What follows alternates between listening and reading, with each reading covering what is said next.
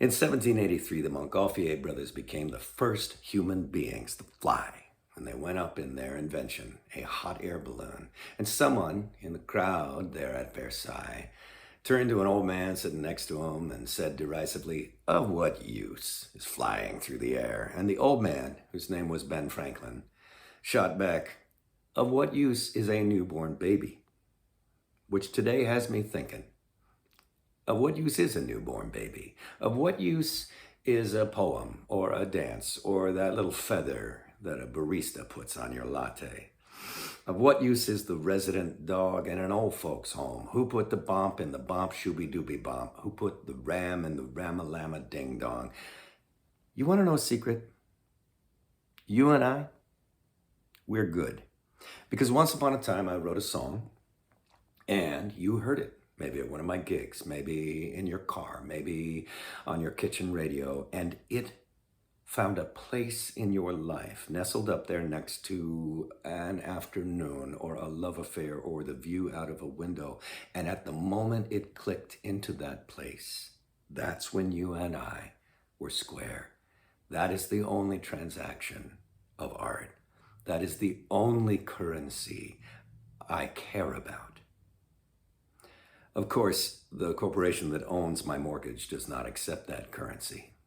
Adam Smith, the 18th century egghead who wrote The Wealth of Nations, the foundational treatise of modern economics, and a big inspiration to Ben Franklin and all of those founding father types. Here's the thing.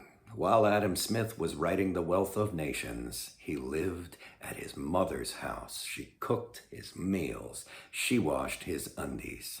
I mean, capitalism is great, yeah, sure, unless you are a mom or a barista or a bricklayer, or you work in an old folks home or in daycare or in the arts and humanities. As they slash the budgets of arts and humanities departments across the United States, the deans of those departments, they're pushing back and they're making a case that the arts and humanities provide an ROI, a return on investment. If I was a dean, I would say the arts and humanities don't provide an ROI. They were never intended to. They are arts. They enhance our humanity. Do you seriously have a problem with that? Luckily, no one has been foolish enough to offer me a job as a dean, but if they did, I would turn it down because I have a job and I love it, and my job has made me spectacularly wealthy in the only currency I care about. I am as wealthy as the resident dog in an old folks' home.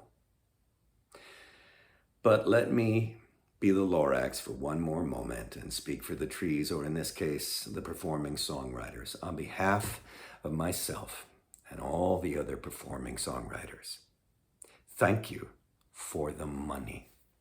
Thank you for buying tickets to our shows. Thank you for buying our merch. Thank you for backing our Kickstarters. Thank you for supporting us on Patreon. As one by one, the revenue streams to do this have dried up, you have stepped up to provide more, and that's a good thing because we were going to do it anyway. Because we were already rich, just not in, money. So, thank you for the money. And the next time one of us says thank you for listening, I hope that this has shed a little light on what it is that we are thanking you for.